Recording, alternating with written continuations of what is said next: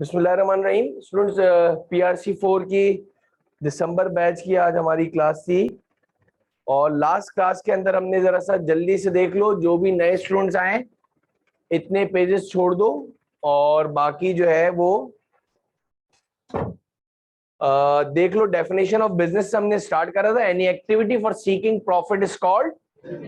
रोजाना रिकॉल करके आओ। PRC 4 का एक नया रजिस्टर मेंटेन करो ताकि जरा प्रॉपर वे में यहाँ काम हो जाए।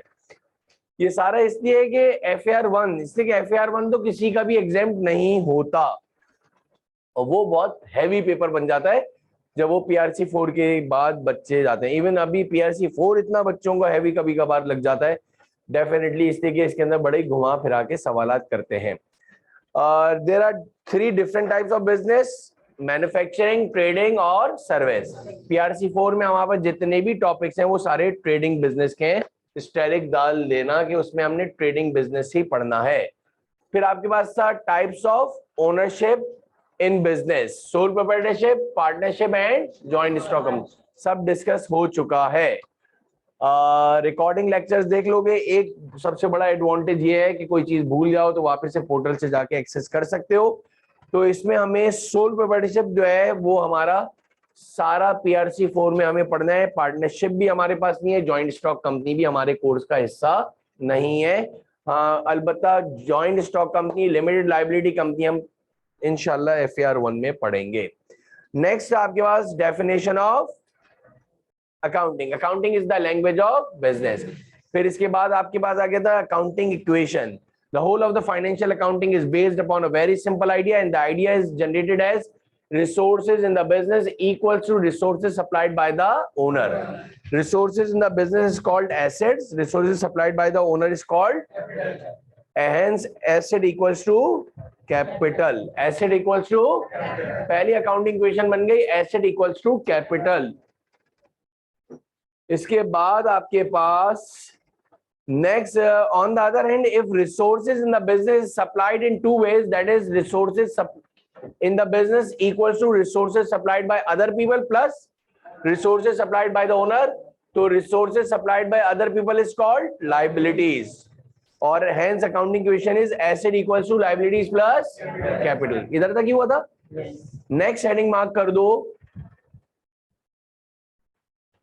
heads of accounts, और you can say that pillars of accounts. पूरी दुनिया की अकाउंटिंग जो है ये 5 हेड्स पर लगी हुई है, बनी हुई है।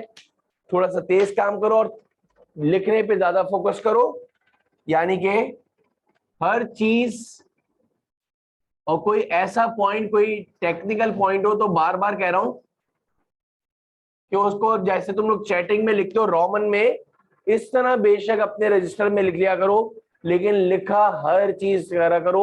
वर्बल किसी भी PRC 1 से लेकर 5 तक जितने भी कोई ऐसा टेक्निकल पॉइंट कोई टीचर बताए जो समझने वाला हो, याद रखने वाला हो, कभी वर्बल नहीं सुनते बेटा। इससे भी आपका बड़ा ज्यादा नुकसान है आपके ये रिजल्ट पे। इतने बड़ी बड़ी क्लासेस ले लेते हैं और जो नए स्टूडेंट्स आते हैं वो पूरा वर्बल सुन के चले जाते हैं। भाई कोई चिप थोड़ी लगी हुई है जो तुम्हें सब कुछ याद रहेगा। दरवाजा खुलने तक तो तुम भूल जाओगे सारा। हर चीज लिखा करो जो मेन चीज हो। हेड्स ऑफ अकाउंट्स, जिसका दूसरा नाम है पिलर्स ऑफ अकाउंट्स। पूरी दुनिया की फाइनेंशियल अकाउंटिंग जो है 5 पिलर्स पर है। सबसे आसान तरीका याद करने का एक रख दिया है मैंने। एक मेडिकल में बीमारी होती है अल्सर, उसका यू हटा के ए कर दिया, ALCER। तो एक क्या है, बच्चे को माशाल्लाह याद हो जाए जल्दी। जैसे भी कोई सुबह दोपहर शाम जागते हुए कोई भी समझाता है तो बोलता है अल्सर हो गया है। वो यू से आता था, उसको क्या कर दो, ए स्टैंड फॉर एसेट्स, लिख लो जरा इसी सीक्वेंस से। L stand for liabilities, C stand for capital, साथ साथ लिख लो भाई। E stand for expenses, R stand for revenues. ये आपके पास 5 हेड्स ऑफ अकाउंट्स हैं। Assets liabilities capital ulcer. होता ये था बच्चे एक दो नाम भूल जाते थे, तो उसका सबसे आसान ये है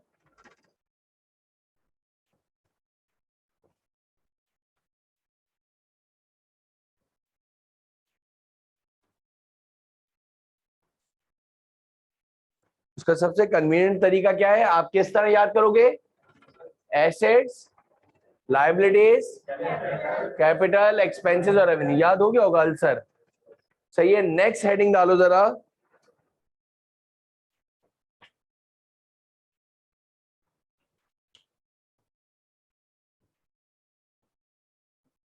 rules of debit and credit.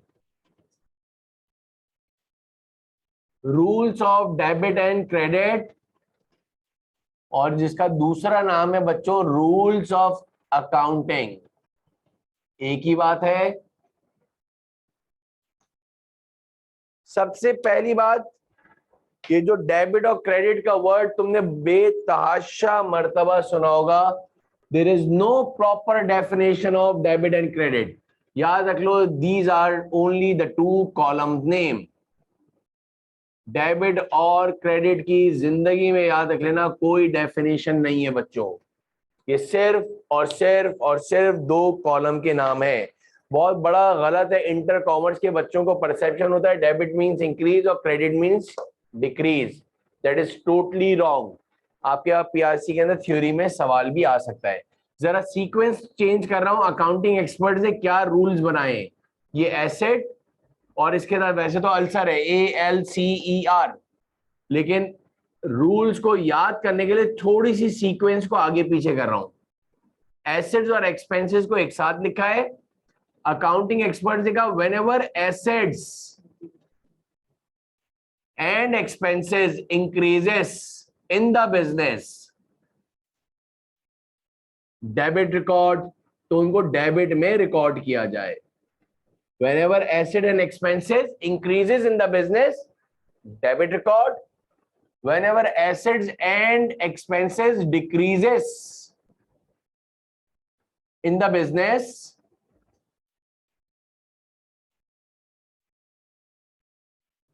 credit record. Arrow भी डाल देना। इन दोनों के लिए बच्चों एक ही रूल है, एसेट और एक्सपेंस के लिए सेम रूल है। बाकी जो तीन हेड्स रह गए वो कौन कौन से हैं, liabilities, capital and revenues. whenever liabilities, capital and revenues increases in the business, पूरा रिवर्स हो जाता है बच्चों। जब भी लाइबिलिटीज इंक्रीज होंगी, क्या होंगी बच्चों, किसमें, बिजनेस में। जब भी कैपिटल इंक्रीज होगा और जब भी रेवेन्यूज इंक्रीज होंगी, वो एक अलग बात है कि इसका क्या मतलब है, क्यों है, कैसे है, वो तो बाद में बात करते हैं। whenever liabilities, capital and revenues increases in the business, credit record. Whenever liabilities,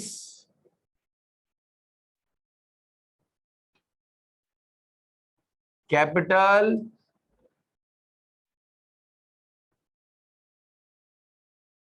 and revenues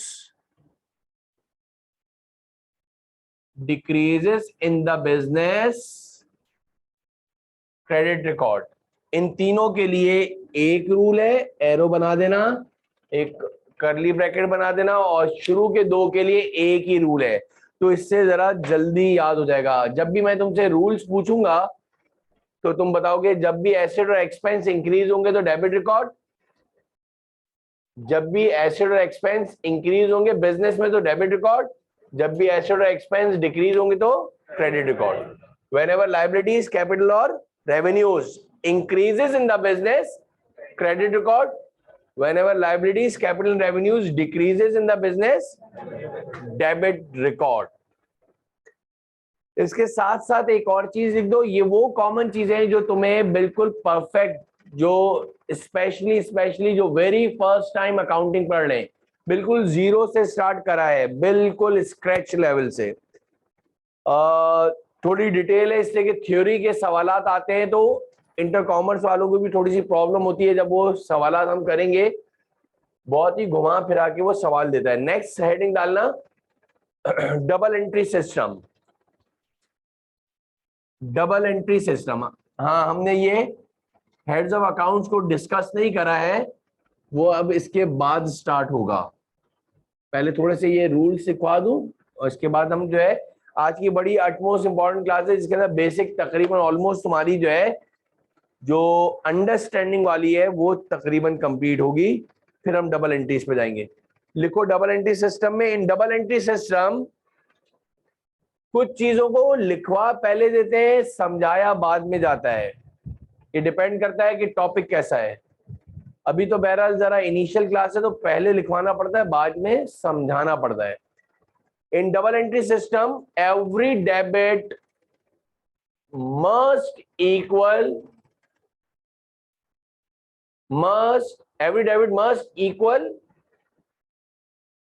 in double entry system every debit must equal to every credit. ये है डेफिनेशन।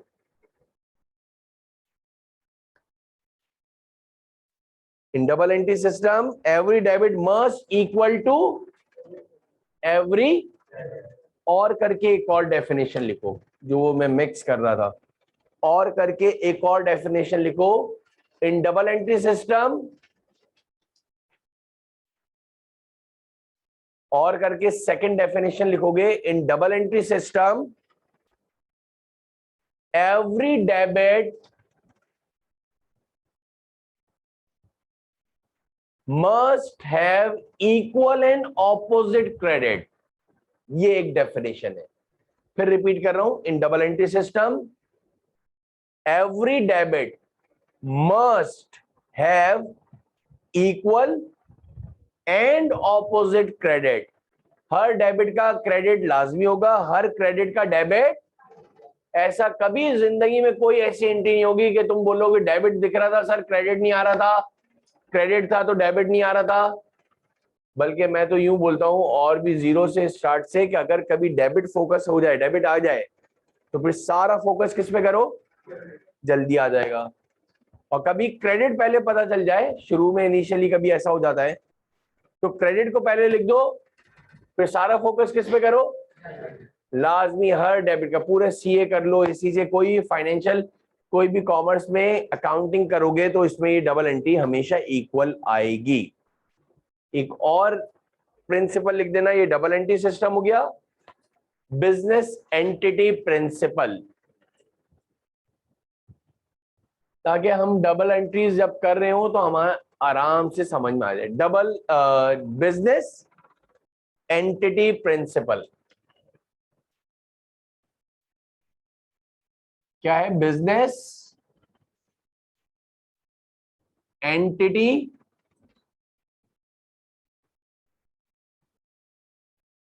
प्रिंसिपल।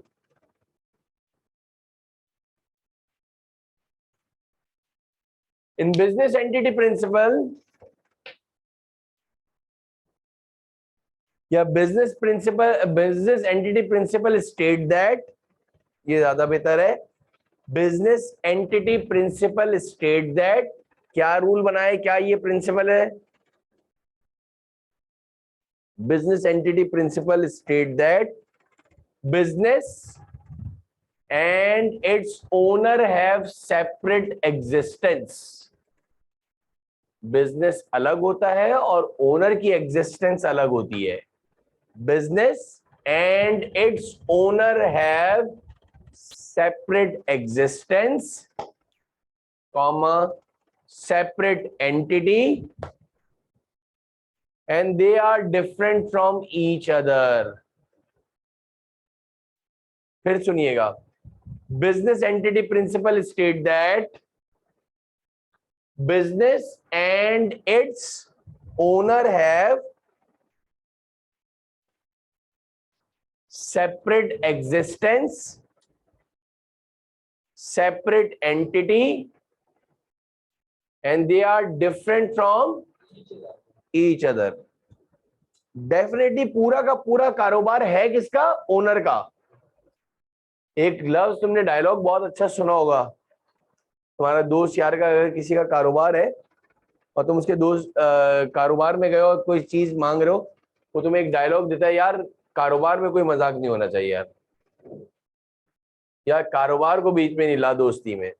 मिसाल, आपका चेयर्स बेचने का कारोबार है और आपका सगा दोस्त आपके पास आया और आपसे बोल रहा है ये एक चेयर में लेके जा रहा हूँ।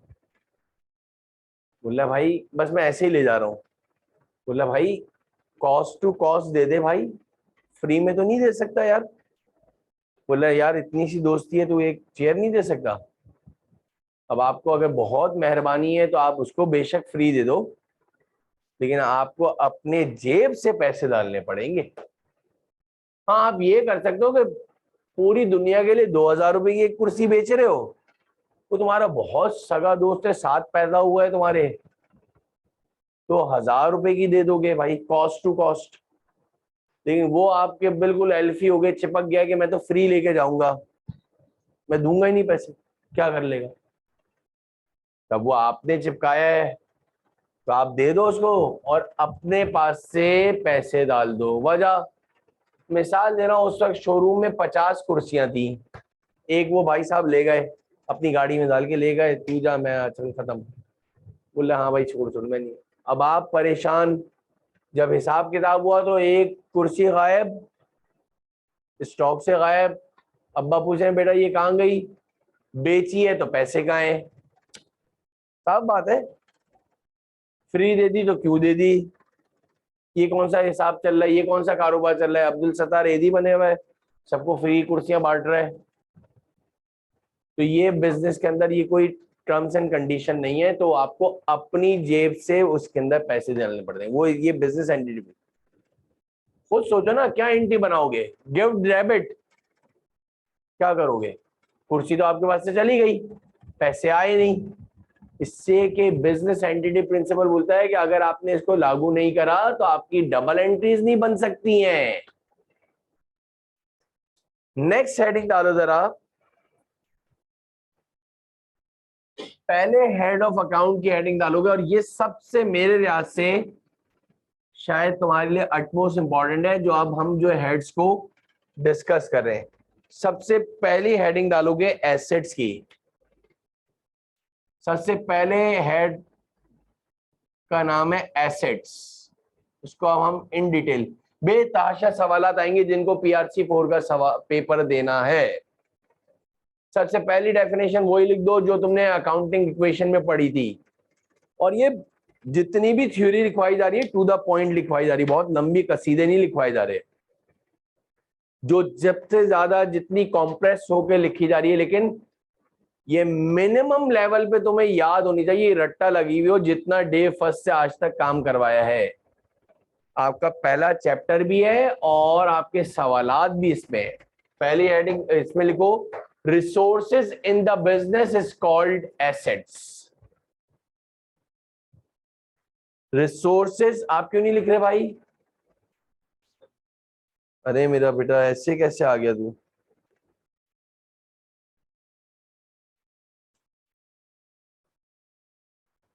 Resources in the business is called, ये तो पहली डेफिनेशन हो गई, कौन सी वाली जो आपने कहां पे लिखी थी? अकाउंटिंग इक्वेशन में, resources in the business is called. अब और करके एक और डेफिनेशन लिख लेना, और करके एक और डेफिनेशन लिख लेना, all those natural resources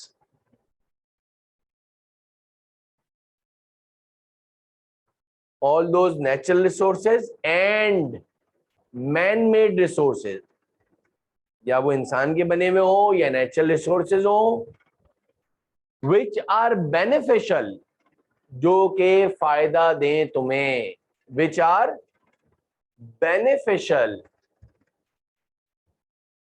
for generating revenues। फिर रिपीट कर रहा हूं जरा सुनना, all those natural resources and man-made resources which are beneficial for the generating are called assets. Business में जितने भी रिसोर्सेज डले हैं वो सारे एसेट्स हैं। मिसाल लीजिए जरा, थोड़ा दिमाग बनेगा, बिल्कुल लेमैन और डेली लाइफ। आपके दो घर थे बेटा, एक घर में आप रहते थे और एक घर कोई 10-20 साल से बंद पड़ा हुआ था। फैमिली के दो बिजनेस, दो घर थे, एक घर में आप लोग रहते थे फैमिली, और एक घर बंद पड़ा हुआ था। आइडिया आया भाई, उसको साफ सुथरा करवाया और उधर ऑफिस खोल लिया। अगर आज ये घर नहीं होता, मिसाल दे रहा हूं, तो क्या करना पड़ता? वेरी गुड बेटा, उसको फायदे में ले लिए। घर में दो सोफा सेट थे, एक में बैठते थे, एक बेकार पड़ा हुआ था, उठा के कहाँ ले गए?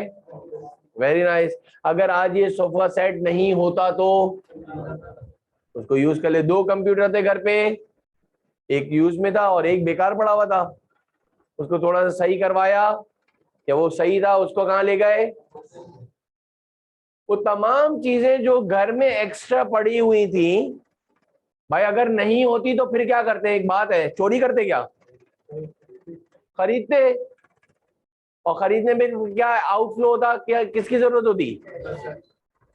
तो वो तुमने अपने यूज में ले ली। ऑल दोज नेचुरल रिसोर्सेज और मैन मेड रिसोर्सेज। दो गाड़ियां थी घर में, एक यूज में थी और एक बहुत कम चलती थी, ना होने के बराबर। और ऑफिस के लिए एक गाड़ी चाहिए थी, ऑफिस के कामों के लिए, तो गाड़ी तुमने ऑफिस में दे दी। अगर नहीं होती तो डेफिनेटली हमें परचेज करनी पड़ती। ये सारी चीजों को तुमने कारामद कर लिया, यानी यूज में ले आए। और ये सारी चीजें इसलिए तुमने यूज में ले आए हो कि तुम जो है जनरेटिंग रेवेन्यूज या प्रॉफिट्स अर्न करने के लिए तुमने ये सारे नेचुरल रिसोर्सेज जो है और मैन मेड रिसोर्सेज, और कोई से भी हो, चाहे छोटे से छोटा हो या बड़े से बड़ा हो, ये सारे रिसोर्सेज जो है दे आर कॉल्ड एसेट्स। अब जरा गौर से सुनना, बड़ी डिटेल है इसके पीछे। ये जो एसेट्स है ना बच्चे, सबसे पहले सब डिवाइड होते हैं दो पार्ट्स में। अकाउंटिंग एक्सपर्ट ने बोला जल्दी से बना लो ये चार्ट, कोई बताएगा? बहुत दूर हो ना बाबा, वो तो बात की बात है। टेंजिबल एसेट्स, वो इसके बाद आता है बच्चे। टेंजिबल एंड बेताशा डिटेल में है, लिखते जाओ। नीचे जाके एडमिन से जाके उनको बोलो कि पेन दे, पेन और वो दे दे। टेंजिबल और 20 से हाफ करो, इधर एक स्टेरिक बनाओ, इधर एक स्टेरिक बनाओ। दो पॉइंट्स हैं जो अकाउंटिंग स्टैंडर्ड और अकाउंटिंग एक्सपर्ट्स ने बताए हैं, टेंजिबल और इनटेंजिबल का फर्क। बिजनेस एडमिनिस्ट्रेशन प्रिंसिपल की एग्जांपल बता दें। रहीम अभी तो बताई या मैंने बाद में? अच्छा थैंक्स, ठीक है। वॉइस क्लियर नहीं है आयशा? बाकी लोगों की वॉइस क्लियर है? हेलो रहीम, फातिमा, ये वॉइस क्लियर है बेटा? कभी बोले वीडियो क्लियर नहीं है। जी क्लियर है। वीडियो क्लियर नहीं है क्या? और वीडियो? आप आयशा वापस से रिजॉइन करो भाई, डिस्कनेक्ट करके। चलो जी आगे बढ़ो। क्या नेक्स्ट हेडिंग डलवा रहा था मैं? टेंजिबल और इनटेंजिबल एसेट। टेंजिबल एसेट की पहला पॉइंट लिखो, विच can be seen, can be touched, जो देख भी सकते हो और छू भी सकते हो, जिनको आप अपनी आंखों से देख भी सकते हो, और which can be seen, can be touched. Intangible में लिख देना which can not been seen, can not been touched. ना देख सकते हो ना छू सकते हो। Which can not been seen, can not been.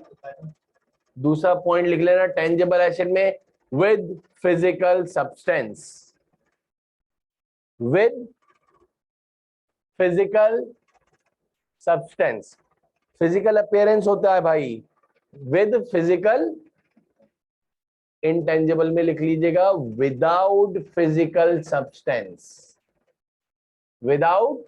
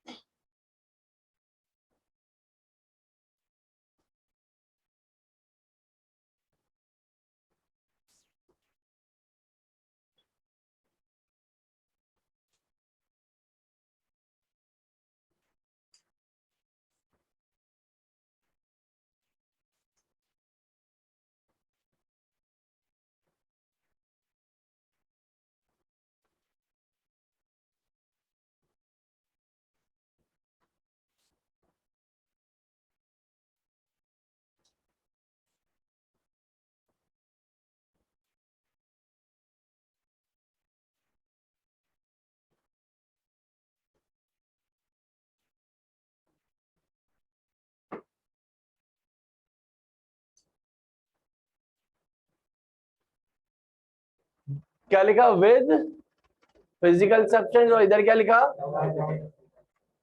Intangible acid की कुछ एग्जाम्पल लिख लो।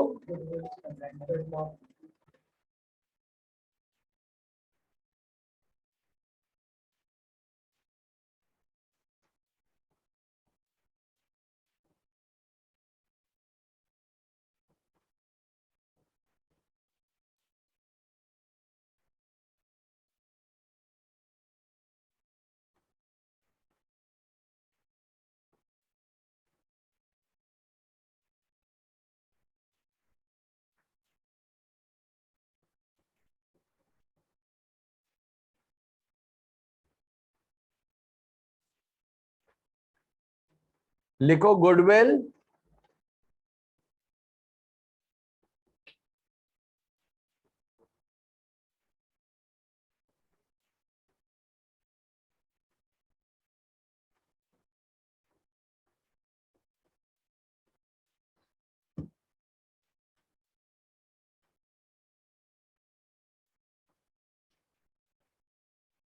गुडविल कॉपीराइट्स, ट्रेडमार्क, फिर आगे लिखोगे लाइसेंस, कोई भी आपने गवर्नमेंट से लाइसेंस लिया है,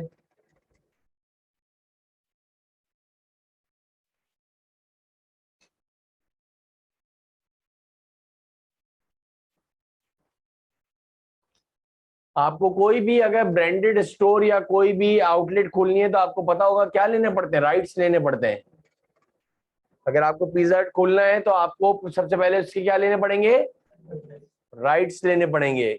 कोई भी बाहर की आपको फ्रेंचाइज या कोई जो है चेन की आपको जो है राइट्स लेने हैं तो सबसे पहले आपको इसकी फॉर्मेलिटीज और सारे रूल्स एंड रेगुलेशंस को, एक कॉन्ट्रैक्ट साइन होगा, आपको सिक्योरिटी डिपॉजिट भरना पड़ेगा, एक हैवी अमाउंट इन्वेस्टमेंट करनी पड़ेगी, और इसके बाद वो आपके वो जो है राइट्स मिलेंगे। ये कहलाते हैं इंटेंजिबल एसेट्स। क्या क्या चीजें, कॉपीराइट्स है, गुडविल है, पेटेंट्स है, तो वो कंपनी जो है उसको खुद जो है ऑपरेट कर रही होती है। हाँ, वो जितने चलेगी वो आपका फायदा है। इधर जो है टेंजिबल एसेट्स में अब नेक्स्ट क्या करोगे, जाके ये टेंजिबल एसेट्स को नीचे जाके वापस से एक दफा फिर जो है एक चार्ट बनाओगे कि जो ये टेंजिबल एसेट्स हैं ये सब डिवाइड होते हैं बच्चों दो पार्ट्स में। इनटेंजिबल की कोई काइंड डिवाइड नहीं है। टेंजिबल एसेट जो है दो नॉन, जो आपने पढ़ा था फर्स्ट इंटर में, non current assets and current assets. Non current asset का एक और भी नाम है, इधर नहीं चलता, आई कैप वाले नहीं रखते, ये फर्स्ट ईयर में ही चलता है, लिख लो अपने पास, फिक्स एसेट। मैंने तो नहीं देखा कि कभी इसने यूज करा हो। लेकिन फर्स्ट इंटर वालों के मुंह पे लगा हुआ होता है फिक्स एसेट, तो लिख लो नॉन करंट एसेट्स और करंट एसेट्स, 2 पॉइंट्स लिख लो। नॉन करंट एसेट में पहला पॉइंट लिखो विच can be used for more than 1 accounting period. ऐसे तमाम एसेट्स, ये सिर्फ समझाने के लिए इन्होंने बीच में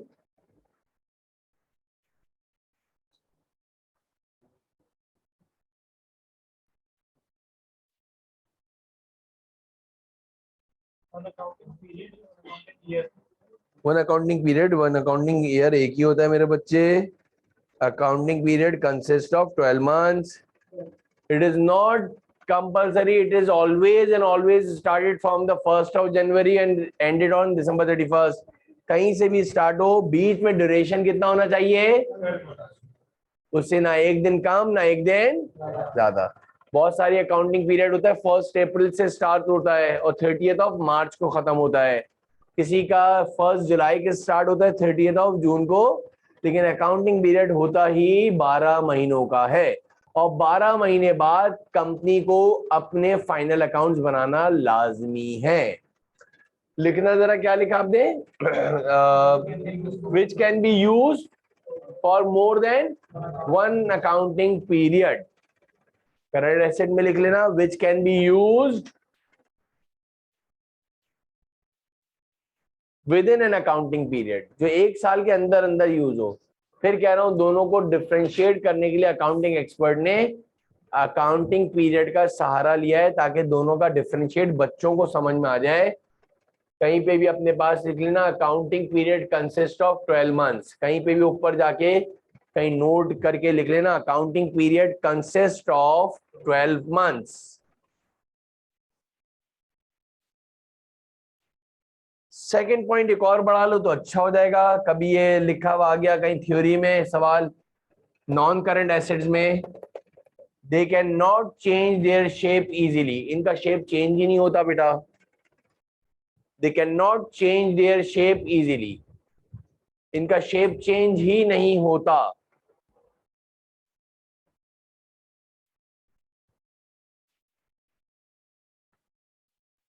और इसमें लिखोगे दे can change their shape easily, इनका 1 साल के अंदर पता नहीं कितनी मर्तबा शेप चेंज हो जाता है। दे कैन, ये वो पॉइंट्स है बच्चे, फिर कह रहा हूं इसमें आपको रजिस्टर ओपन करने की जरूरत नहीं होनी चाहिए, ये सारा वर्बल तुम्हें याद हो और तुम्हारे टॉपिक का हिस्सा है। इंशाल्लाह हमारा ये टॉपिक कंप्लीट होगा तो हम जब इसके एमसीक्यूज देखेंगे तो मुझे खुद समझ में आ जाएगा कि तुम्हें कितने आंसर्स आ रहे हैं। पहले खुद ही करोगे, इसके बाद हम डिस्कस करेंगे, यानी हम सब साथ ही करेंगे सवालात और फिर देखेंगे कि तुम्हें कितना सारी चीजें याद रही। क्या लिखा आपने? Which can be, they can not change their shape और they can change their shape easily हो गया बच्चे। इसमें लिख लीजिएगा for example land and building, इसकी एग्जाम्पल लिखवा रहा हूं नॉन करंट एसेट्स की। Land and building comma comma डाल के लिखते जाना। Plant and machinery, office equipment, ये प्रॉब्लम देता है बच्चों को ये मेरे ख्याल से ये पांचों हेड्स को सही तरह डिफरेंशिएट करना आ गया। हमारी टीचर बोलते थे उसको अकाउंटिंग आ जाती है, उसको यही नहीं समझ में आता है लायबिलिटी क्या है, एसिड क्या है, तो फिर वो रूल्स भी इंप्लीमेंट गलत करता है। क्या लिखा आपने? Land and building, plant and machinery, office equipment, motor vehicle, आगे पीछे कर सकते हो, डिलीवरी वैन लिखते जाओ, मोटर व्हीकल, डिलीवरी वैन। एक वर्ड आएगा प्रेमिसेस, लिख लेना, जगह को बोलते हैं प्रेमिसेस। फिर एक और लिख लेना वेयर हाउस।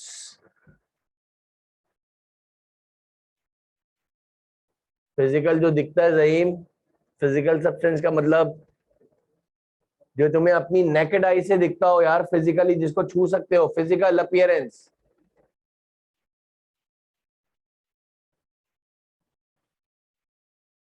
करंट एसेट में कुछ लिख लीजिए, cash in hand, cash at bank.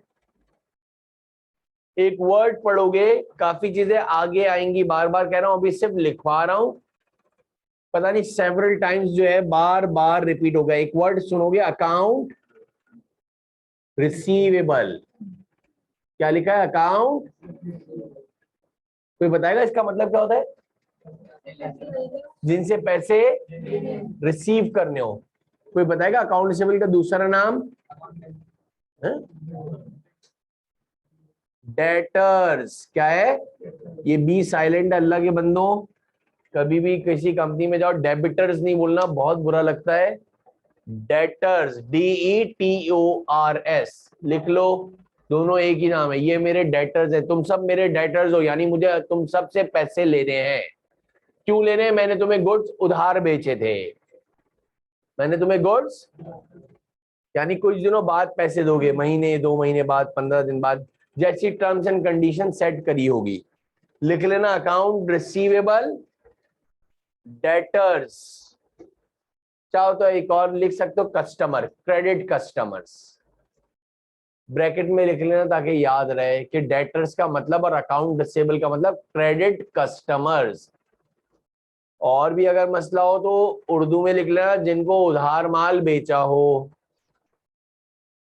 ताकि तुम्हें याद रह जाए। इसमें कोई मुजायकत नहीं, कोई बुरी बात नहीं है, सीखने आए हो। प्रीपेड्स, एक वर्ड आएगा प्रीपेड्स।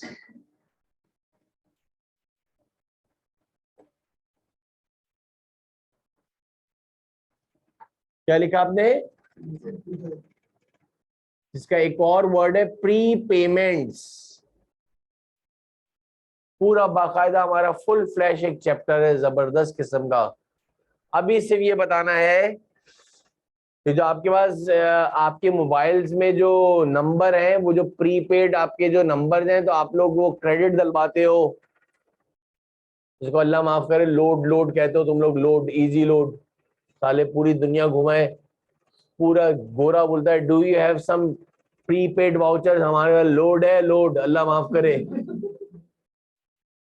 पूरी दुनिया चले जाओ, कभी बोल देना लोड है दुबई में जाकर,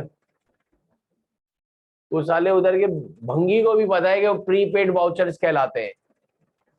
और हमारे वाले भी लिखते क्या है? इजी लोड दस्तयाब है, पान वाली ऊपर लिखा हुआ है इजी लोड। भाई तुम लोगों को एक नया लफ्ज ही शायद सिखा देते, प्रीपेड वाउचर्स, पूरी दुनिया बोलती है। यानी कि प्रीपेड क्या है? मतलब समझ लो, पेमेंट पहले करिए, इस्तेमाल बाद में करोगे। सबसे आसान वर्ड, पहले पेमेंट कर दी। और भी एग्जांपल है बहुत अच्छी प्रैक्टिकल, कुछ ऐसी बिरयानी जो है बहुत ज्यादा, कोई रेस्टोरेंट जहाँ पे बहुत रश होता है, तो माशाल्लाह वो खा खा के भाग जाते थे बेचारे। तो उसने कहा यार माशाल्लाह रोज आना पैसे जब टोटल करता हूँ कम ही होते हैं, तो उन्होंने अब क्या कर दिया, पहले काउंटर से टोकन ले लो, इसके बाद बिरयानी मिलेगी। तो पहले पैसे दे दो, इसके बाद खाते हो, वरना पहले ये होता था कि पहले खा लो और फिर निकल लो। एक बात समझाने के लिए। बहरहाल आगे बढ़ते हैं, प्रीपेड्स, प्रीपेमेंट्स। एक वर्ड लिख लो, आगे आएगा मार्केटेबल सिक्योरिटीज। प्रीपेड्स होता है, करंट एसेट्स होते हैं। ये करंट एसेट में लिख रहे हो ना? ये सारे किस में लिख रहे हो? मार्केटेबल सिक्योरिटीज, प्राइस बॉन्ड्स को बोलते हैं मेरा बेटा। हार्ड कैश होता है, पता होगा, जो गवर्नमेंट की नहीं प्राइस बॉन्ड होते हैं, कैश हो जाते हैं। किसी भी बैंक में जाओ, यानी सॉर्ट ऑफ कैश। ये टेंजिबल एसेट्स में आपने लिख लिया, land and building, motor vehicle, delivery van, premises, warehouse लिख लेना, एक वेयर हाउस,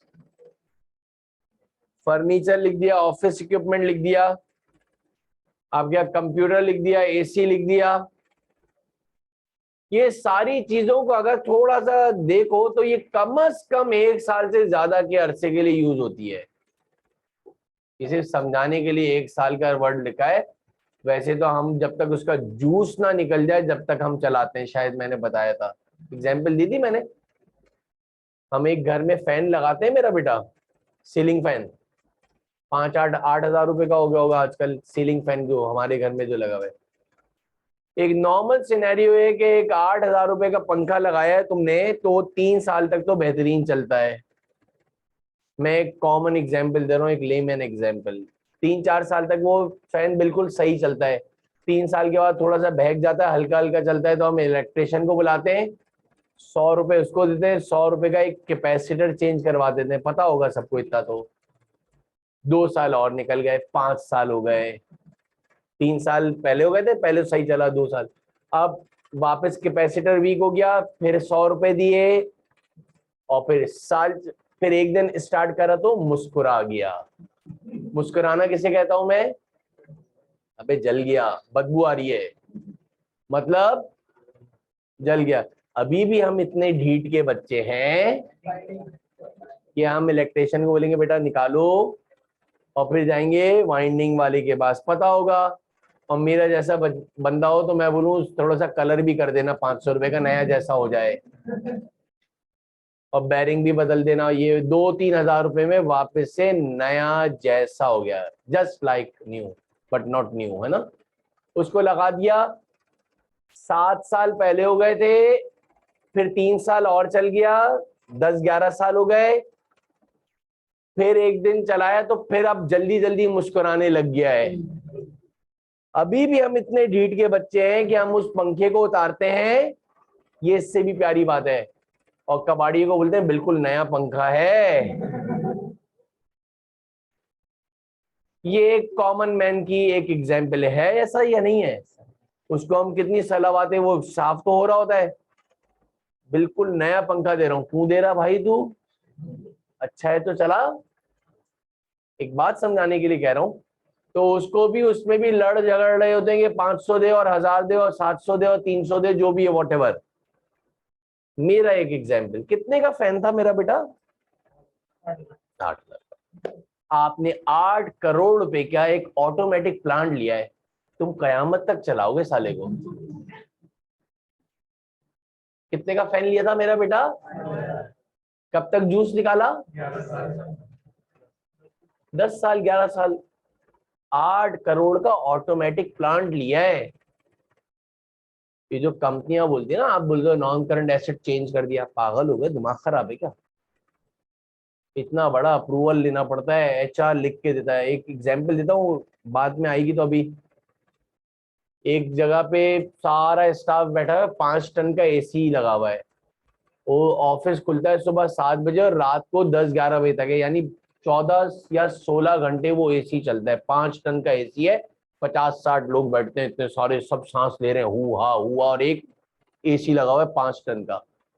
जाहिर सी बात है 14 घंटे नॉन स्टॉप चल रहा है। सिर्फ ये सीन सुनो, मजेदार बात है, प्रैक्टिकल अप्रोच की बात कर रहा हूँ मैं। कंपनी का नाम इसलिए डिस्क्लोज नहीं करता कि भाई रिकॉर्डिंग भी जाती, कहीं पता चला बेचारे की किसी और की हालत खराब हो गई। वो चल रहा है, जाहिर सी बात है खराब भी होता होगा, हमारे घर भी एसी खराब हो रहा है। अब उसने मेंटेनेंस डिपार्टमेंट आया, उसने सेम करा, 3 साल में उसका जूस निकल जाता है 14 घंटे 16 घंटे डेली।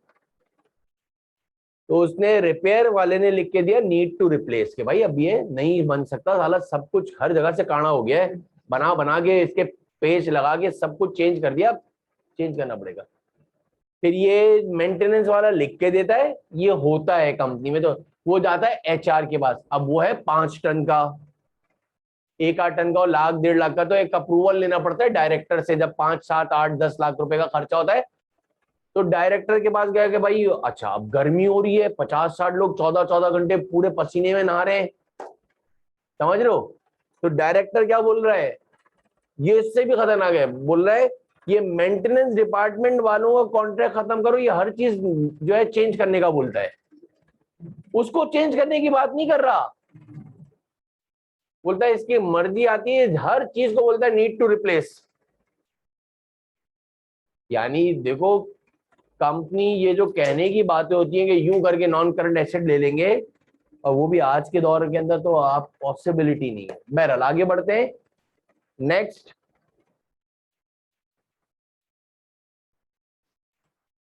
ये आपके पास एसेट्स का कंप्लीट हो गया। लाइबिलिटीज की हेडिंग डालो।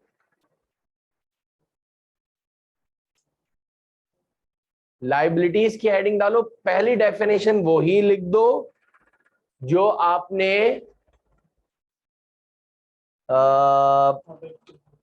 अकाउंटिंग इक्वेशन में बच्चे लिखी थी।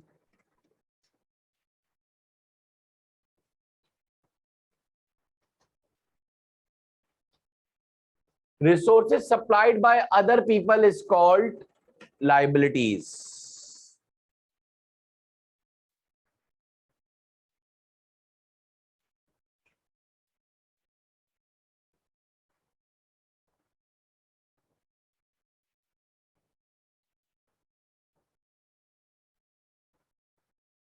Resources supplied by, ये तो हमने डेफिनेशन किस में लिखी थी बच्चों? और करके एक और डेफिनेशन लिख लेना।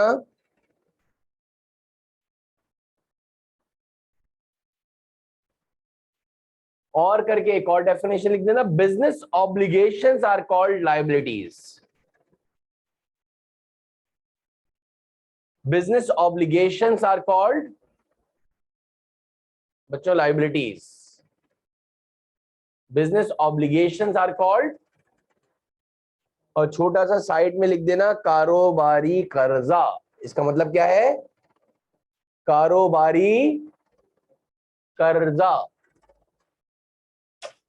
अब वापस से एक चार्ट बना लो जरा। लाइबिलिटीज भी दो टाइप्स की हैं। अकाउंटिंग एक्सपर्ट ने कहा कि लाइबिलिटीज भी दो टाइप्स की हैं।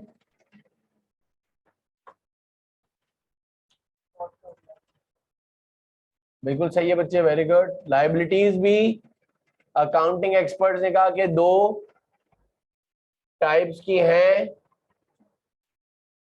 एक है लॉन्ग टर्म लाइबिलिटीज और एक का नाम है शॉर्ट टर्म लाइबिलिटीज। एक का नाम है लॉन्ग टर्म लाइबिलिटीज और एक का नाम है, वो एक अलग बात है कि लॉन्ग टर्म लाइबिलिटीज का एक और नाम तुम लोगों ने शायद पढ़ा हो, ऐसे वे आई कैप इससे ऊपर वाला ही नाम ज्यादातर यूज करता है, नॉन करंट लाइबिलिटीज। और इसका नाम क्या है शॉर्ट टर्म का? वेरी गुड बेटा।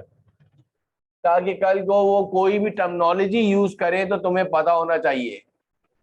ये सब याद करने वाली चीजें हैं बेटा। लिखिएगा, इसका पहला पॉइंट लिखिएगा लॉन्ग टर्म लाइबिलिटी का और नॉन टर्म लाइबिलिटी का, विच can be settled more than one accounting period, which can be settled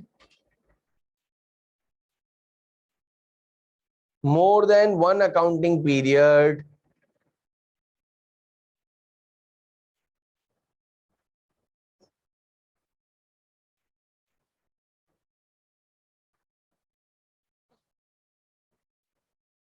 क्या लिखा? which can be settled one accounting, इधर लिखोगे शॉर्ट टर्म लाइबिलिटी में which can be settled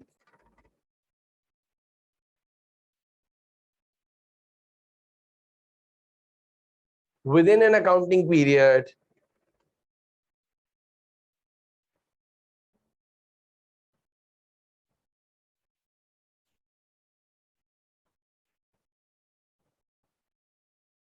which can be settled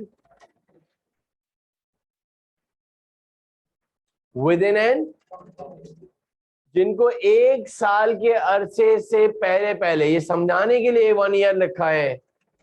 best ever example, आपके घरों पे light का bill आता है भाई? आता है ना? उसको भरने के कितने दिन मिलते हैं पे करने के लिए? 12-15 दिन मैक्सिमम, 10, एक हफ्ता। अगर वो within the time period due date भर रहा है तो वही पेमेंट देनी होगी, और इसके बाद दोगे तो एक्स्ट्रा सरचार्जेस लगते हैं, मेरे ख्याल से पता होगा ना सबको। जितने भी यूटिलिटी बिल्स हैं वो पे करने के आपको हार्डली कितने दिन मिलते हैं? 10 दिन, 12 दिन मैक्सिमम, चाहे वो लाइट का बिल हो या टेलीफोन का बिल हो या गैस का बिल हो, whatever. This is called short term liability. हमारे घरों में जो बच्चे स्कूल में पढ़ते हैं तो उनके स्कूल के वाउचर्स आते हैं, देखा होगा 10 तारीख तक भरने हैं, तो वही फीस होती है। अगर 10 के बाद होता है तो वो पेनल्टी लगाते हैं 500 रुपए की। और कभी भी ऐसा कोई स्कूल और ऐसा इंस्टीट्यूशन नहीं है कि बेटा पीआरसी कर दो अगले साल पैसे देना, माशाल्लाह टाइम देगा, महीने भर का देगा। कोई ऐसी यूनिवर्सिटी नहीं है कि आज सेमेस्टर पढ़ लो और अगले साल दे देना पैसे। इंस्टॉलमेंट बना देगा, महीने, 2 महीने, 3 महीने का टाइम देगा, 1-2 साल का नहीं देगा। हमारे घर पे जो भी चौकीदार काम कर रहे हैं, मासियां काम कर रही हैं, भाई जो महीने तनख्वाह अगले महीने की 1 तारीख को नहीं दोगे तो 2 तारीख को, 3 तारीख को, 4, 5, 10 तारीख तक। ये थोड़ी हो सकता है चौकीदार को बोलो अगले साल ले लेना पैसे इंशाल्लाह। कोई भी पैसे जो आपको हार्डली 15-20 दिन के अंदर सेटल करने हो, अब वो देखना पड़ता है, वेरी करता है सब्जेक्ट टू सब्जेक्ट को, जैसी कंडीशन हो। रेस्टोरेंट में खाना खाने जाते हो तो मेरे ख्याल से बिल कब पे करना है? उठने से पहले, जाहिर सी बात है। ये वेरी करता है, सब्जेक्ट वेरिएशन है कि कब आपने किस तरह का नेचर है। लिख लीजिएगा, लॉन्ग टर्म लायबिलिटी में लिख लेना बैंक लोन, एक वर्ड आएगा मोर्गेज। यस, एक एग्जाम्पल है बैंक लोन। बैंक लोन होता ही बहुत डेफिनेटली बड़े सालों का दिया जाता है, 5-10 साल का। एक कहलाता है मोर्गेज। एक और एग्जाम्पल हमारे कराची पाकिस्तान की लिहाज से सुना होगा शायद, हाउस बिल्डिंग फाइनेंस।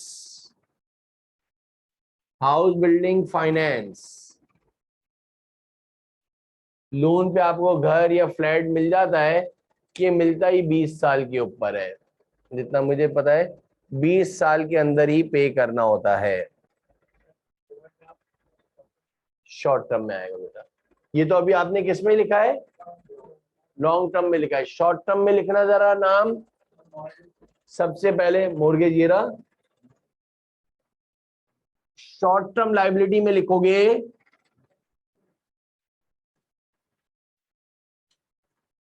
एक वर्ड लिखोगे क्रेडिटर्स, जिसका दूसरा नाम है अकाउंट। Very good. जिनसे हम गुड्स उधार में खरीदते हैं, अकाउंट्स पेबल। ये सारे शॉर्ट टर्म लायबिलिटी लिख रहा हूं। एक है बैंक ओवरड्राफ्ट और एक अक्रूड एक्सपेंसेस। जितने भी एक्सपेंसेस पे करने हैं, और एक और एक्सपेंसेस पेबल। कोई भी लायबिलिटी है, डैश डाल के पेबल, रेंट पेबल हो गया, इंश्योरेंस पेबल हो गया, सैलरीज पेबल हो गया, जो भी आपके पास हुआ।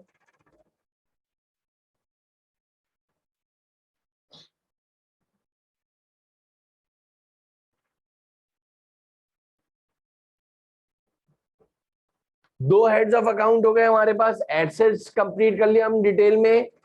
लायबिलिटीज में 2 टाइप्स की हैं, एक है लॉन्ग टर्म लायबिलिटी और एक है short term liability. Next heading डालोगे, तीसरा हेड ऑफ अकाउंट कैपिटल। पहली डेफिनेशन वो ही लिख दीजिएगा, resources supplied by the owner is called capital. Resources supplied by the owner is called capital.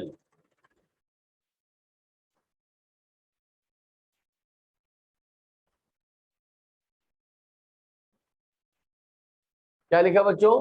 Resources supplied by the, ये वही डेफिनेशन है बच्चों जो हमने अकाउंटिंग इक्वेशन में पढ़ी थी।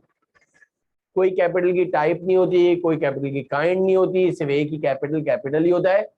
एक थोड़ी सी इंग्लिश अगर डेफिनेशन लिखना चाहो तो और करके एक और बढ़ा लो, क्या पता है। Residual claim by the owner is called capital,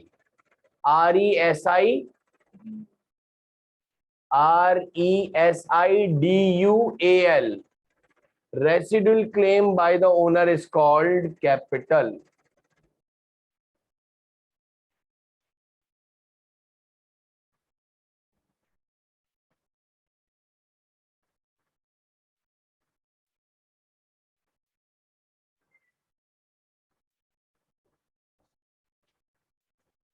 Residual claim by the is called capital. कोई टाइप नहीं होती, कोई काइंड नहीं होती।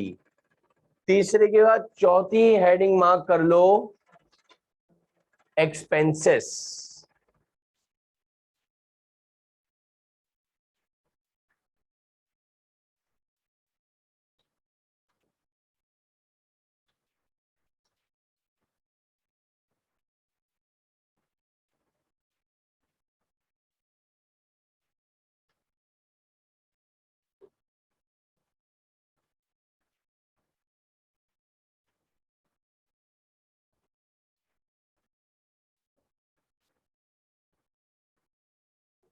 क्या लिखा भाई? Cost incurred by the business, cost incurred, ये एक्सपेंसेस की डेफिनेशन लिखवा रहा हूं। Cost incurred by the business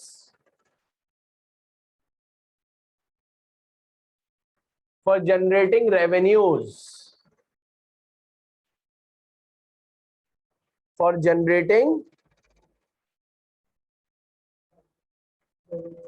is called expenses.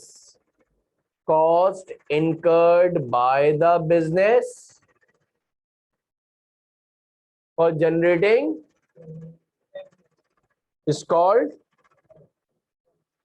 अब मेरे एक सवाल का जवाब दो, मेरे ख्याल से बगैर एक्सपेंसेस किए कोई बिजनेस दुनिया का चल ही नहीं सकता। जितने भी एक्सपेंसेस को शॉर्टलिस्ट कर दो, कट डाउन कर दो, कुछ ऐसे एक्सपेंसेस हैं मेरे ख्याल से वो कयामत तक हमें देने। मिसाल एग्जांपल याद रखा करो बच्चे। सुबह early in the morning you are the owner of the business, आप गए सुबह, दुकान खुद खोल ली, चलो कोई बुराई नहीं है, झाड़ू खुद लगा लिया, कोई मुजाहिकत नहीं है। भाई अंधेरे में तो कारोबार नहीं करेगा ना, क्या खोलेगा? और जब लाइट्स ऑन करोगे तो क्या आएगा? अब ये नहीं बोल सकते पूरी जिंदगी मोमबत्तियों पे काम कर लूंगा। चलो मान लिया घर में बनाते हो, छोड़ो वही। दूसरी बात, अगर वो दुकान ही तुम्हारी नहीं थी, तुमने किस पे ली हुई है? मैं तो कभी कभार सोचता हूँ कि उसके बगैर तो नेग्लेक्ट होके आप कोई भी काम कर ही नहीं सकते हो। कट डाउन कर सकते हो, एलिमिनेट नहीं कर सकते हो। एक वर्ड लिखा होता है, you can't eliminate it, you can minimise it. Minimise कर सकता है। 4 बंदे काम के लिए लेके 10-10 हजार रुपए वाले, 20-20 हजार रुपए सैलरी, 80,000 रुपए सैलरी जाती है। तुम बोले यार बहुत ज्यादा बंदे हो गए हैं, 4 2 को निकाल दिया, कि 2 का काम मैं कर लूंगा भाई, मैं थोड़ा वजन बर्दाश्त कर लूंगा, मैं थोड़ी सेठ-पना कम कर दूंगा, सुबह जल्दी आऊंगा। लेकिन ये नहीं हो सकता कि 4 को निकाल दो, सुपरमैन नहीं हो। सुबह दुकान खुद खोल रहे हो, झाड़ू खुद लगा रहे हो, कूलर खुद भर रहा है, सामान खुद लगा रहा है, कस्टमर खुद डील कर रहे हो। किसी कस्टमर ने चेक दे दिया तो दुकान बंद करके बैंक जा रहा है। अब बता दो, पॉसिबिलिटी नहीं है। कर सकते हो तो कर लो भाई, बहुत अच्छी बात है।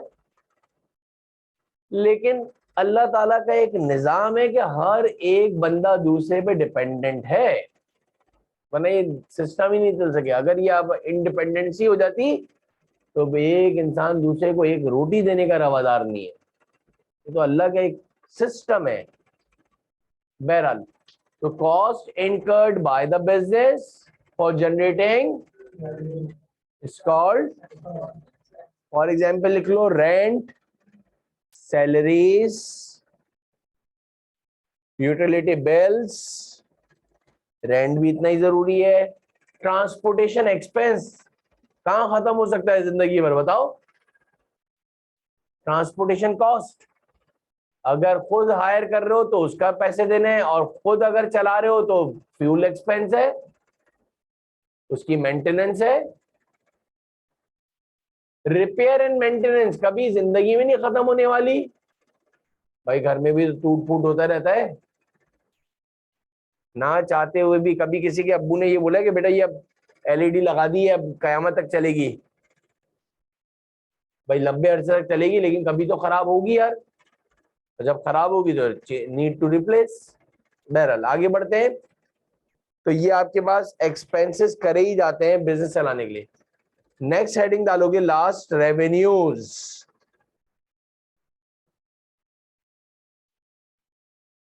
नेक्स्ट हेडिंग डालोगे revenues.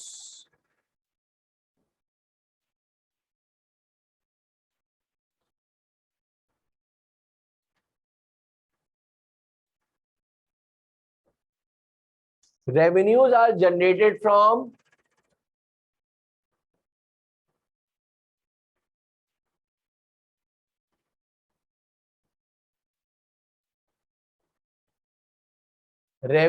are generated from the sales of goods and rendered services.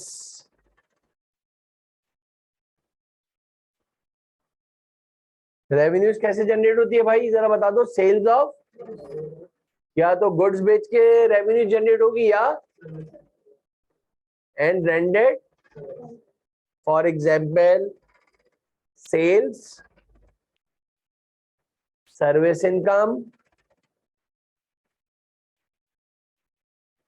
Commission income. ये सब किस में आएगा भाई?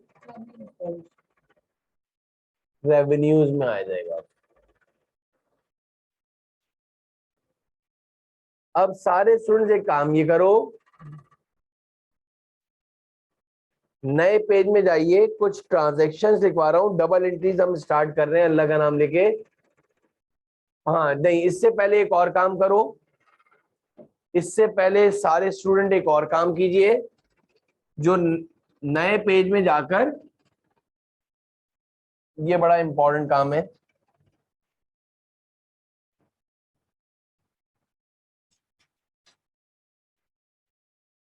एक काम ये कर लो जरा,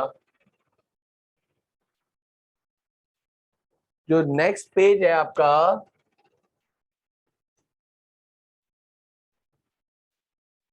उसमें को 20 से एक लाइन ड्रॉ कर दो। नए पेज में जाकर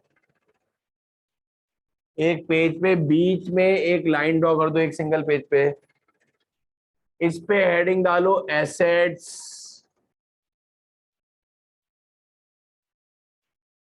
इस पे हेडिंग डाल दो लाइबिलिटीज।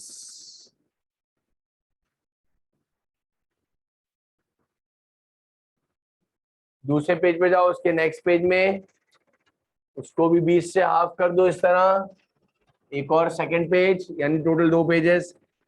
अब सुनो भाई, ये ताकि बताना नहीं पड़े, हाफ पेज पे हेडिंग डालो एक्सपेंसेस, यानी टोटल 4 कॉलम बनाने, 4 क्वेश्चन बनाने। और ये हो गया रेवेन्यूज, कैपिटल का बनाने की जरूरत नहीं है। ये 4 कॉलम बना लिए आप लोगों ने, इधर से लिखना शुरू करो। अब ये tangible, intangible, non current, current वगैरह कुछ भी लिखने की, मतलब कि कोई बाइफिकेट की जरूरत नहीं है, एक चेकलिस्ट बना रहे हैं। अब जरा गौर सुनो, जब मैं हैंडआउट दूंगा, कोई नई चीज आएगी, कोई एसेट का नाम, तो इधर ऐड करते जाओगे, इस पेज में क्या करते जाओगे, ये मैं नहीं बोलूंगा, वो खुद आप अपडेटेड करते जाओ। कोई नई चीज का नाम आया लाइबिलिटीज का, तो इधर अपडेट करते जाओगे। कोई नया एक्सपेंस का नाम आया तो इधर लिखोगे। अभी जो याद आते जा रहे हैं वो तो एक बना दे रहा हूं, तो इससे डबल एंट्रीज तुम्हारी आसान हो जाएगी। और फिर डेली आप इन चारों कॉलम्स को एक दफा पढ़ लेना। इधर से लिखना शुरू करो, कॉमा डाल डाल के लिखना ताकि थोड़ी जगह कम बचे, मतलब कि जगह बच सके, फिल नहीं कर देना। एसेट की जान से हेडिंग डालिए, इधर से लिखो कैश, कैश इन हैंड लिख दो तो ज्यादा बेहतर है। Cash at bank comma, account receivable,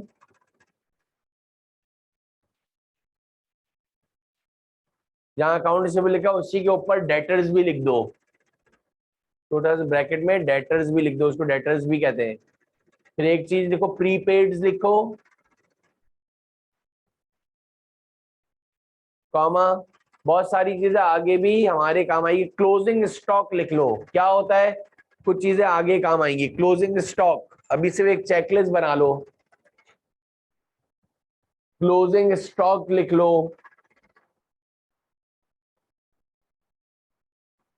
फिर लिखो लैंड एंड बिल्डिंग,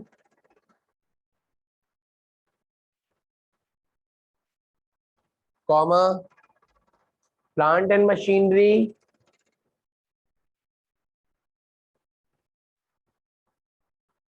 फर्नीचर,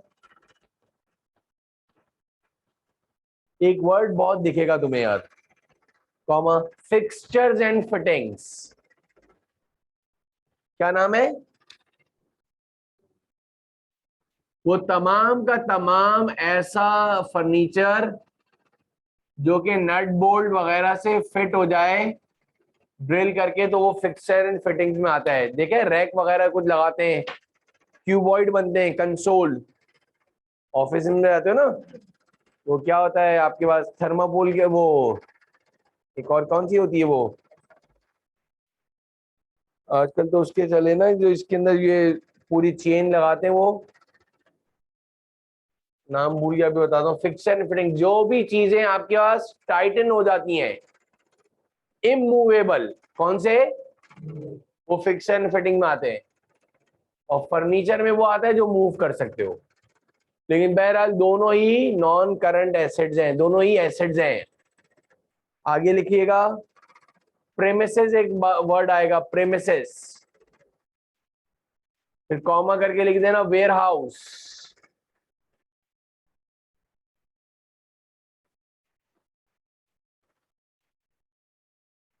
एक वर्ड आएगा, चलो वो बाद में लिखवाऊंगा, थोड़ा सा परेशान होंगे इसलिए बाद में। गुडविल लिखो, कॉपीराइट्स लिखो, फ्रेंचाइज लिखो, रॉयल्टीज लिखो, रॉयल्टी पे करनी पड़ती है।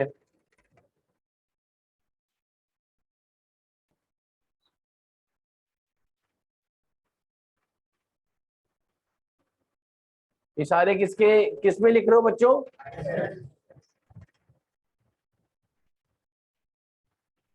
मोटर व्हीकल, डिलीवरी वैन, ये अगर तुम्हें बेहतरीन आ गया, बेहतरीन किस्म की अकाउंटिंग आ जाएगी। सबसे बड़ा डिफरेंस ये है, और इसको हम डेली बेसिस पे अपडेट करते रहेंगे। जल्दी से जल्दी रजिस्टर बना लो एक प्रॉपर वे में, आपको बताया 100 मरतबा, एक बिल्कुल अच्छी तरीके से आपका पूरा एक तरफ जो है सारे लेक्चर हो जाएंगे, और जो होमवर्क दिया जाएगा वो हाफ पोर्शन पे करिएगा। इसके बाद मोटर व्हीकल का डिलीवरी वैन लिख लिया आपने, लाइबिलिटीज में जाके कुछ लिखो, फिर इसमें जब आएगा तो बता दूंगा। लाइबिलिटीज में लिखो बैंक लोन,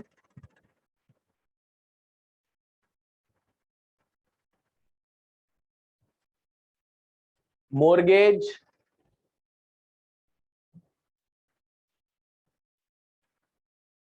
फिर आपने लिखना है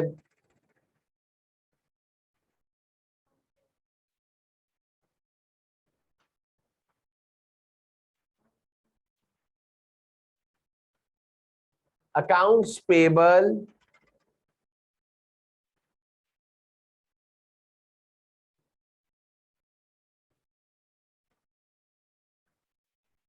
bank overdraft, bank overdraft, accrued expenses लिखे,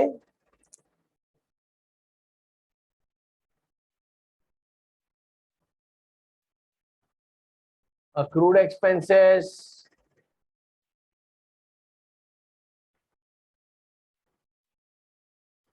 मोर्गेज लिखा, एक्सपेंसेस में जाके लिखो रेंट, एक वर्ड ये लोग बहुत यूज करते हैं rent and rates, RATES। UK के अंदर रेट्स जो है टैक्सेस को रेट्स कहते हैं बेटा, हाँ रेंट एंड रेट्स, और अलग से भी लिख देना rates expense, RATES, rates expense, और ऊपर छोटा सा लिख लो टैक्सेस को बोलते हैं बेटा, टैक्सेस को, टैक्स को, सैलरीज, वेजेस, इंश्योरेंस,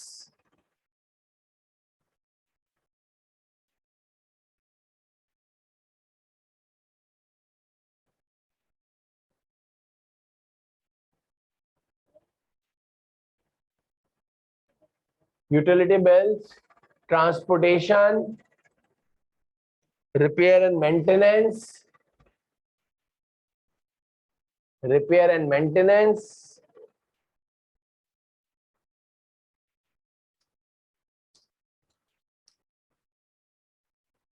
ये आपके एक्सपेंसेस की कुछ नाम आ गए।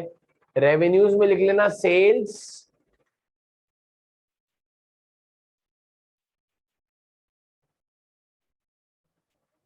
सर्विस इनकम, कमीशन इनकम,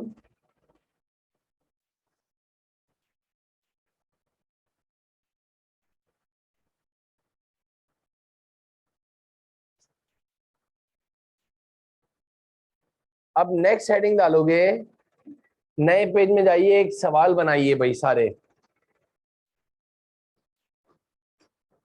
लिखिएगा mister Ahmad started a business, mister Ahmad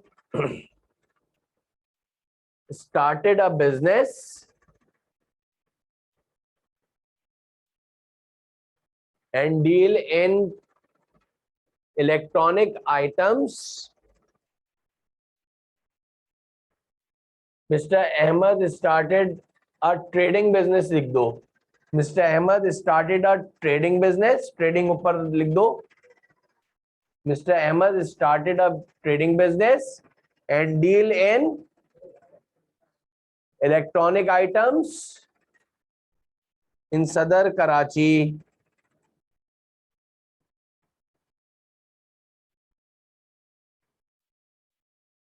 next लिखोगे,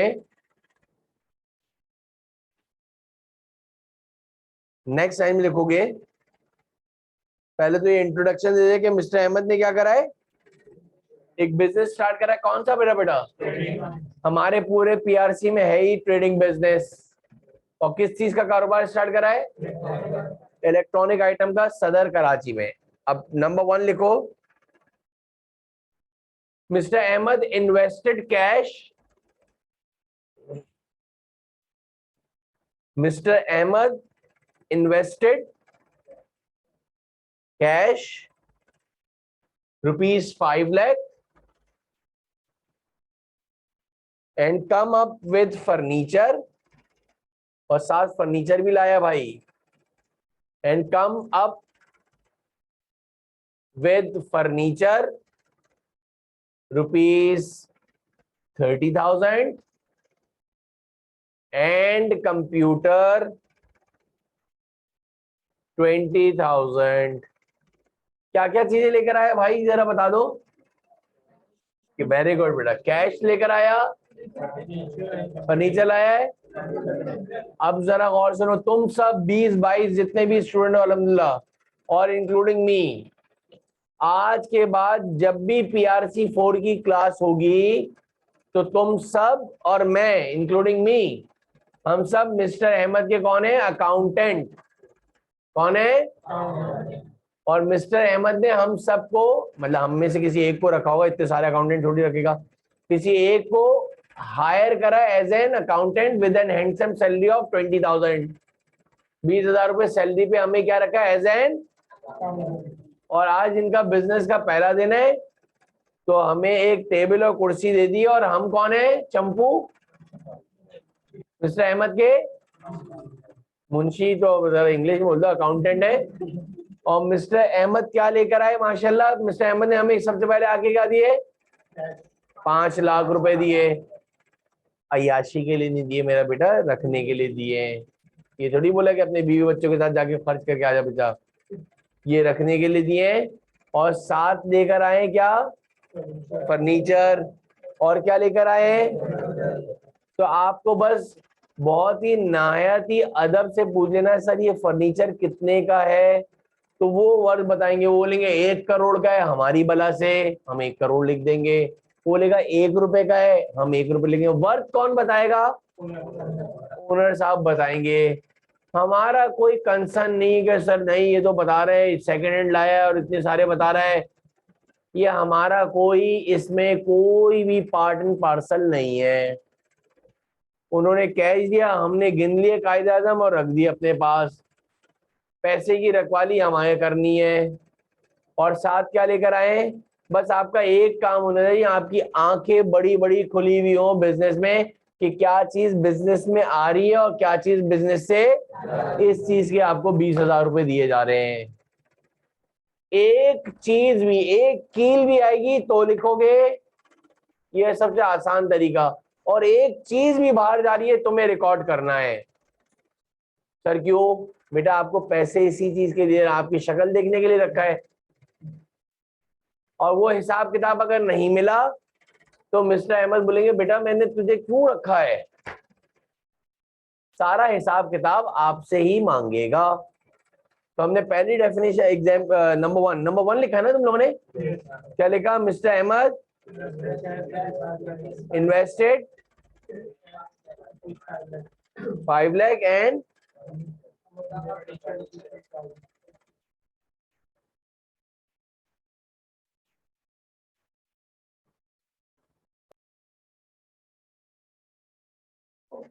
पहले लिख लिया ना, mister Ahmad invested cash ₹5 lakh and come up with furniture ₹30,000 and computer. Number 2 लिखो, purchase goods on cash.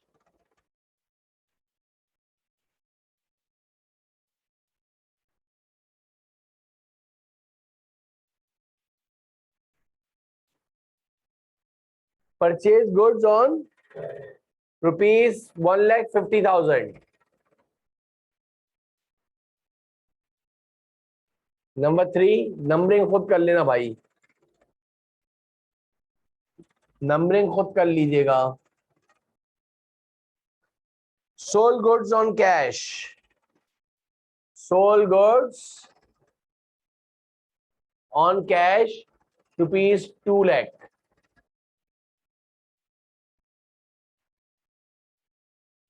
Next लिखो number, purchase furniture for ₹40,000 cash. क्या करा भाई, परचेज करा क्या, और रुपीज कैश। नेक्स्ट लिखोगे,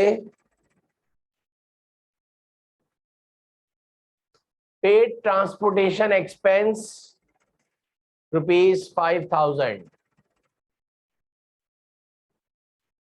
नंबर खुद बढ़ा लीजिएगा, कितने नंबर हो गए, 6 लिखिएगा। Paid transportation ₹5,000। नेक्स्ट लिखिएगा, open a bank account, open a bank account and deposit cash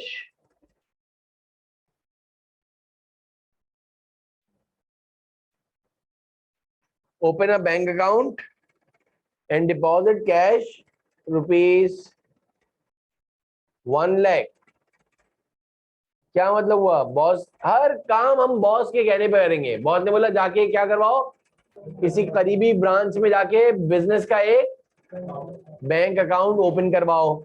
तो पैसे लेके जाओ। आपको पता ही होगा कि पहले हमें पैसे जमा करवाने पड़ते हैं जब भी आपका बैंक अकाउंट। तो आपने 1 लाख रुपए जो है बैंक में जमा करवा दिए। Open a bank account and deposit cash rupees. Next लिखोगे परचेज गुड्स ऑन क्रेडिट।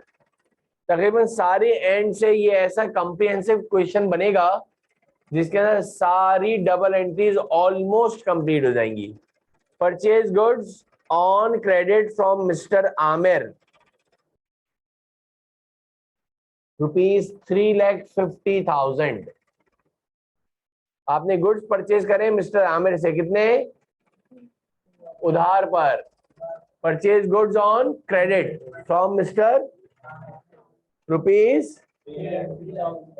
इससे क्या हो जाएगा कि जब हम हैंड आउट देंगे और फिर सवालात पे आएंगे तो बीच में तुम्हें इंटरप्शन नहीं होगी, हर चीज का पता होगा। नेक्स्ट लिखना, हमने गुड्स खरीदे थे उधार, किससे? जब चेक करे तो कुछ गुड्स उसने खराब दिए थे, डिफेक्टिव। नेक्स्ट लिखिएगा defective goods return to mister Aamir ₹25,000। Defective goods return to mister Aamir ₹25,000। Defective goods return to rupees कितने बेटा? कितने नंबरिंग हो गई? 9th लिख लो। सोल्ड गुड्स ऑन क्रेडिट, ऊपर ऑन क्रेडिट लिखवाया था? नहीं, ऑन क्रेडिट लिखा था ना? नहीं, परचेज गुड्स ऑन क्रेडिट ना मिस्टर आमिर से भाई, मिस्टर आमिर से परचेज गुड्स ऑन क्रेडिट लिखा है ना? मैं कुछ और बोलना चाह रहा हूं। अब लिखो sold goods on account. On account भी वर्ड होता है, तो मैं हर टर्मिनोलॉजी बताना चाह रहा हूं। यानी यूं लिखा हुआ आ सकता है बच्चों, सोल्ड गुड्स ऑन क्रेडिट, या वेरी गुड स्लैश करके दोनों लिख लो यार, तो परेशान नहीं होगे। और ऊपर भी दोनों चीजें लिखकर आ सकती हैं, परचेज गुड्स ऑन क्रेडिट या फिर परचेज गुड्स ऑन, दोनों का मतलब एक ही है। अभी क्या लिखवाया मैंने? सोल्ड गुड्स ऑन अकाउंट या on credit to mister Salim. Customer का नाम देना लाजमी होता है, जाहिर सी बात है। आंखें बंद करके तो किसी को माल नहीं बेच दोगे ना। वैसे तो दुनिया की बुक्स में लिखा हुआ है कि जब भी किसी को उधार अगर हम बेच नहीं पा रहे हैं तो जानकारी कर लो भाई उसकी। कोई पता चला करप्ट आदमी है, लेके पैसे भाग गया, ये भी हमारा पूरा कॉम्प्रिहेंसिव क्वेश्चन है। Bad debts and doubtful debts बड़ा इंटरेस्टिंग चैप्टर है। और कोई हमें भी जब पैसे देगा, उधार देगा, तो उसने भी हमारी इंक्वायरी निकाली भी होगी। समझ में आ रही है बात? बड़ा इंपॉर्टेंट चैप्टर है। अभी क्या लिखवाया हमने? सोल्ड गुड्स ऑन या on credit to mister Salim ₹5 lakh. 5 lakh का हमने उधार माल भेज दिया मेरा बेटा। नेक्स्ट एंट्री लिखोगे, नेक्स्ट ट्रांजैक्शन। यही हुआ, मिस्टर सलीम भी गुड्स लेकर जाके चेक करा तो वो खराब थे। Defective goods return from mister Salim. English सही लिखना मेरा बेटा, बार बार बोल रहा हूं, ना समझ में आए तो पूछ लेना। Defective goods return from mister ₹50,000। क्या मतलब हुआ भाई? जो हमने गुड्स बेचे थे, किसको बेचे थे? Very good. उसमें से नेक्स्ट डे मिस्टर सलीम ने कितने गुड्स वापस भेज दिए? Very good. उसको समझ नहीं आए, खराब थे, कुछ डिफेक्ट था, उसने फोन करके बोल दिया कि भाई ये मुझे नहीं चाहिए। Defective goods return from mister. Next transaction लिखिएगा बेटा, cheque paid to mister Aamir. Cheque paid to mister Aamir. ये कौन है भाई मिस्टर आमिर? वेरी गुड, जिससे हमने उधार गुड्स परचेज करे थे। ऊपर लिखा होगा, देख लो क्या लिखा है, चेक पेड टू ₹1,25,000, 1,25,000 रुपए पे करे। सारे पे नहीं करे, माशाल्लाह हम भी डीट है। कितने पे करे बच्चे? चेक पेड टू मिस्टर, कितना बेटा? रुपीस। नेक्स्ट लिखिएगा, check received from mister Salim. Check received from ₹2,50,000।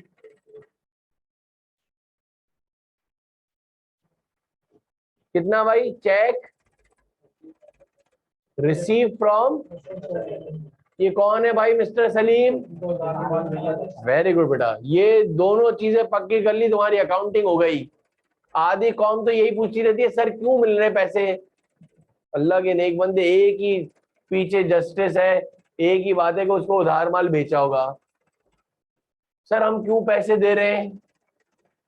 भाई फ्री में कोई किसी को पैसे देता है?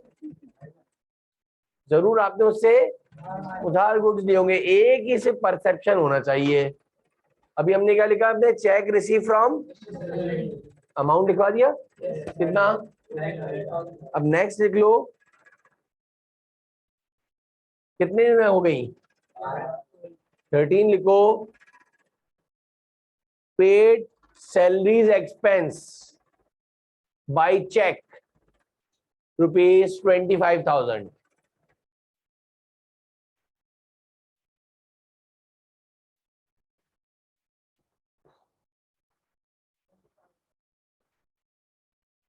नेक्स्ट लिखना,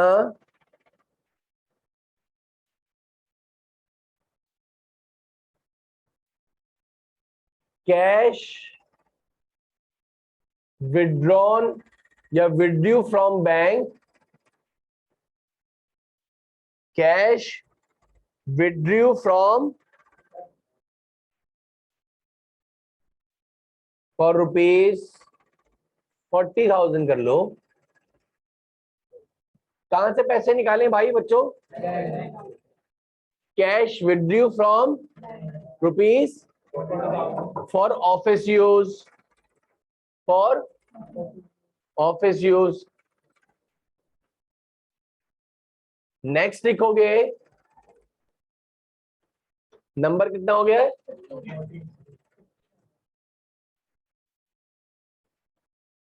अब सही तरह लिखना, goods withdrawn by owner, goods withdrawn by owner for his personal use.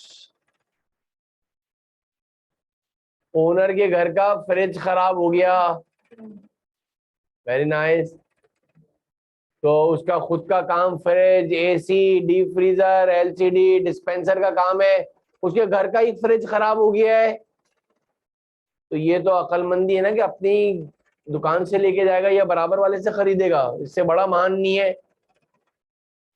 अपने दुकान से ही एक फ्रिज ले गया, क्या लिखा है? विड्रू गुड्स, क्या लिखा वापस बताओ? Withdrew goods withdrawn by owner for his ₹30,000।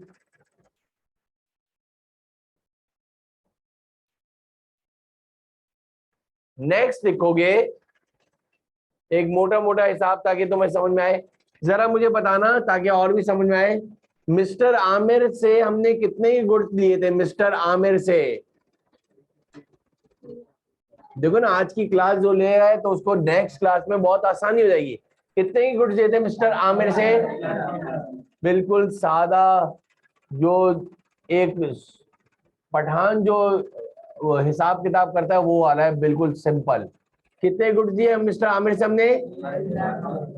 3 lakh. Agree करते हो? उसमें से मिस्टर आमिर को कितने गुड्स वापस कर दिए हमने, खराब दिए थे हमने, उसने खराब दिए थे हमें तो हमने वापस कर दिए। तो जाहिर सी बात है हम मिस्टर आमिर को फोन करके बोलेंगे भाई मेरे अकाउंट में से 25,000 रुपए काट लेना। सबसे पहला फोन है उसी को करेंगे कि ये मैंने अपने ड्राइवर के साथ 25,000 रुपए का माल आपको भेजा है, बराए मेहरबानी मेरे अकाउंट में से 25,000 रुपए। बहुत आसान सा हिसाब है, मैं आपको सिर्फ 3,25,000 रुपए देने का देनदार हूं। अब बताओ उसमें से फिर मिस्टर आमिर ने कुछ दिनों बाद हमें फोन करा था, हमने उसको कुछ चेक भेजा था कितने का, 1,25,000 या 50, 1,50 बोली इसलिए मैंने बोला 1,25 है ना, माइनस करना। जब इधर हिसाब चल रहा है ना मेरा बेटा तो उधर भी हिसाब चल रहा है। बस इधर तुम प्रॉपर वर्किंग के लिए आए हो, कर तो पूरी दुनिया रही है, बल्कि इससे अच्छा हिसाब तो पान के खोखे वाला करता है। वो देखा है गोल्ड लिफ के पैकेट के पीछे लिख रहा होता है प्लस माइनस उसी की उर्दू और गुजराती और मेमनी और बंगाली जबान में काट रहा होता है, उसको बोलते हैं भाई ये किसका हिसाब है, बोल रहा है मेरे दिमाग में ये किसका है। बस उसको हम प्रॉपर वे में करना है कि पूरी दुनिया जब हमारी बुक्स खोले तो सबको समझ में आए। उसका वो डब्बे का गत्ता हमें नहीं समझ में आएगा, परचून वाले की दुकान पे जाओ उससे ज्यादा गंदी उसकी किताब हो रही होती है, अल्लाह माफ करे। कभी आगे लिख रहा होता है तो कभी पीछे लिख रहा होता है, कभी बीच में लिख रहा होता है। हम बोलते हैं भाई ये हो क्या रहा है, जो पढ़ा लिखा जिसने अकाउंट करके बोला है भाई क्या है, बोलेगा ये मुझे ही पता चल रहा है। अच्छा हिसाब किताब तो पूरी दुनिया में चल रहा है ताकि तुम्हारे और अंडरस्टैंडिंग डेवलप हो जाए कि सर बोलना क्या जा रहे हैं। बस इसको एक रिकग्नाइज तरीके से सीखने आए हो इधर कि पूरी दुनिया में कहीं चले जाओ तो तुम्हें समझ में आ जाए। अब बताओ 3,25 में से 1,25 माइनस कर दो, कितना बैलेंस रहा। अब मिस्टर आमिर का माशाल्लाह बैलेंस कितना रह गया है, हमें भी पता है और उसको भी पता है। नेक्स्ट ट्रांजैक्शन लिखो, ये इधर तक का बैलेंस रह गया है, ये आपको पेपर में खुद निकालना पड़ेगा। कि मैंने आज बता दिया, नेक्स्ट टाइम जब ट्रांजैक्शन बनाऊंगा उस वक्त एक दफा फिर बनाऊंगा। लिखना जरा, cash paid to mister Aamir, cash paid to mister Aamir, cash pay करा है मिस्टर आमिर को ₹70,000, 70,000 रुपए कैश पे करे, भी बात पूरी नहीं हुई है। कितना बैलेंस रह गया कोई बताएगा, 1,00,000। सिंपल, मेरे ख्याल से सबको इतना मैथ्स तो आता ही होगा यार। एंड चेक, और साथ चेक भी बना के दिया है, and cheque ₹1,20,000 in full settlement of his account. और चेक कितने का बना के दिया मेरा बेटा, 1,20,000 का बना के दिया है इन फुल सेटलमेंट ऑफ। सर इसका क्या मतलब होता है, क्यों होता है, ये बाद में बताएंगे। अभी क्या लिखा है मैंने, cheque paid to mister Aamir, कितना, cash paid to mister Aamir ₹, and cheque ₹। आगे ये टर्मिनोलॉजी जरूर लिख देना, in full settlement of his.